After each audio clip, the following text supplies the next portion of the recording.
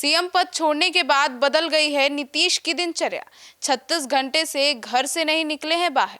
नमस्कार, आप देख रहे हैं सिटी पोस्ट लाइव। मैं हूं सृष्टि राज।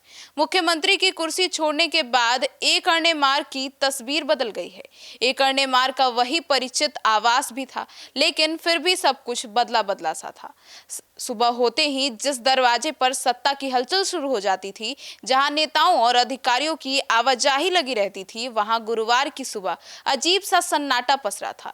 जो लोग हर सुबह निर्देश लेने पहुंचते थे, वे अब नए मुख्यमंत्री के दरवाजे पर अब दस्तक दे रहे हैं। 20 साल तक बिहार की सत्ता का केंद्र रहा यह आवास पहली बार इतना शांत दिखा। पूर्व मुख्यमंत्री बनने ने नीतीश कुमार जो है वो पहली बार उनकी और पहला सुबह उनका कैसा था और क्या कुछ बदला और पहले जैसा क्या कुछ है, इसके बारे में विस्तार से बताने के लिए हमारे साथ मौजूद हैं chief editor Shrikant Pratyush sir. शपथ के बाद 36 घंटे तक एक अण्णे मार्ग से बाहर नहीं निकले नीतीश कुमार। देखिए, नीतीश कुमार तो इस्तीफा देने के पहले तक बहुत एक्शन में दिखाई दे रहे थे। एकदम धुरंधर की तरह घूम रहे थे और सरकारी योजनाओं की समीक्षा कर रहे थे। इस्तीफा देने से ठीक एक दिन पहले तक उस कई परियोजनाओं की समीक्षा करने चले गए थे, निरीक्षण करने चले गए थे।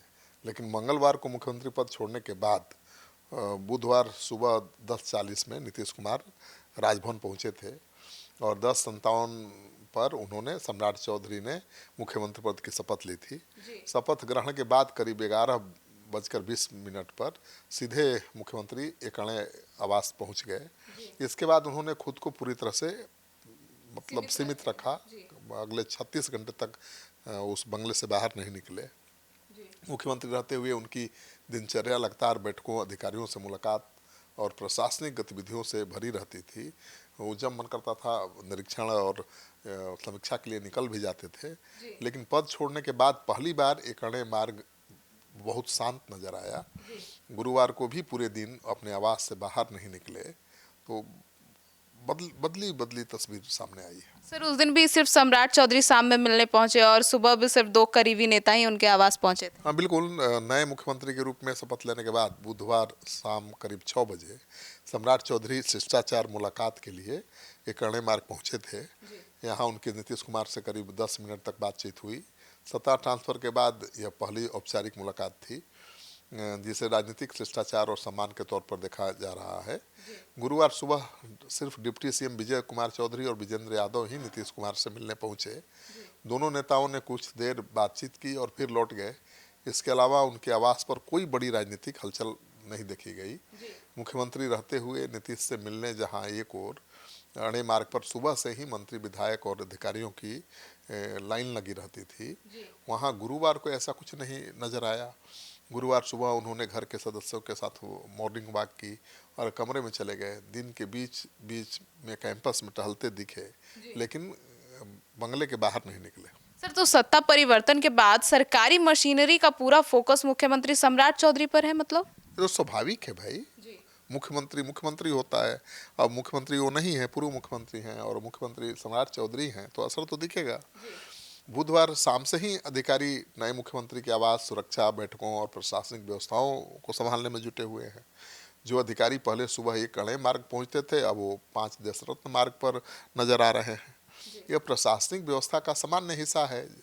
जैसे ही नया मुख्यमंत्री पद संभालता है, पूरी सरकारी मशीनरी उसके पीछे लग जाती है, उसके अनुसार काम करने लगती है। इसी वजह से नीतीश कुमार के आवास पर प्रशासनिक हलचल लगभग समाप्त हो गई है। थोड़ी बहुत अभी जो दिख रही है वो भी खत्म हो जाएगी धीरे धीरे। अब तो सम्राट चौधरी मुख्यमंत्री हैं, तो ये सब हलचल एक अण्णे मार्ग से शिफ्ट हो गया देश रत्न मार्ग में ना। सर, तो मतलब मुख्यमंत्री वाला सारा प्रोटोकॉल खत्म हो गया है और सुरक्षा दायरे में क्या अंतराल आया सर? भाई, तो मुख्यमंत्री नहीं है तो मुख्यमंत्री वाला प्रोटोकॉल कैसे रहेगा? लेकिन सुरक्षा में कोई कमी नहीं होगी, बल्कि सुरक्षा और बढ़ा दी गई है।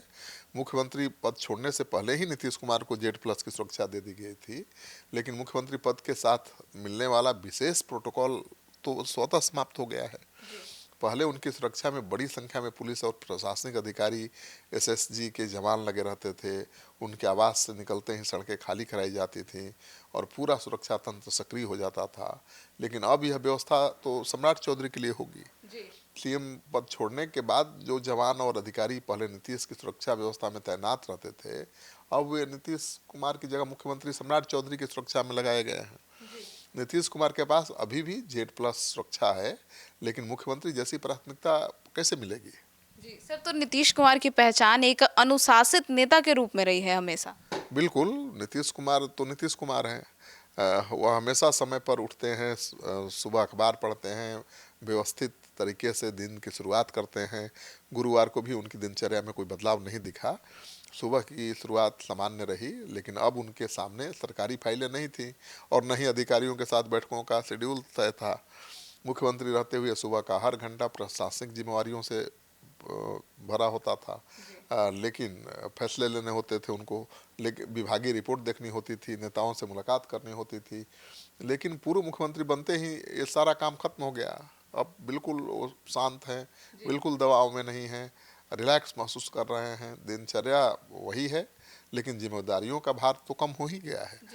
तो नीतीश कुमार का ये फैसला था ना, कोई मुख्यमंत्री की कुर्सी उनसे कोई छीना है क्या? अब कोई छीन सकता है? उन्होंने खुद सौंपा है और अब वो शांत हैं, स्थिर हैं। अब राज्यसभा के सदस्य बन चुके हैं, लेकिन दिल्ली नहीं गए। जी सर, यही तो सवाल है कि सांसद का विशेष सत्र शुरू हो चुका है और नीतीश कुमार सांसद है और दिल्ली नहीं गए। हाँ, बिल्कुल, अभी जो संसद का विशेष सत्र शुरू हुआ है बहुत अहम है, क्योंकि कल से ही महिला आरक्षण पर और दूसरे विधेयकों पर चर्चा हो रही है।